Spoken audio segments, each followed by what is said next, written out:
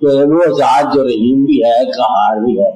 اب یہ بات مشکل ہو جاتی ہے تو جبار بھی ہے اور منتقم بھی ہے, انتقام بھی ہے, مذل عظیم, یعنی کہ ایک ایسی بات ہے کہ ذلت میں بھی گرا دیتا ہے, انتقام بھی مطلب میں رہنے والا ہے, معذور بھی کرنے والا ہے.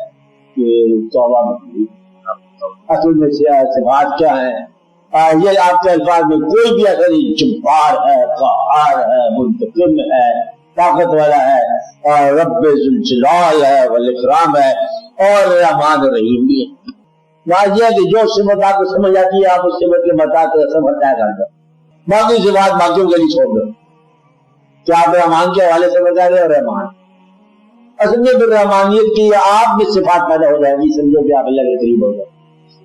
تو ستار الوجوب ہے, اگر آپ نے لوگوں کے جو ہے لوگوں کی خامیاں چھپانا شروع کر دی تو آپ ستار کے قریب ہو گئے.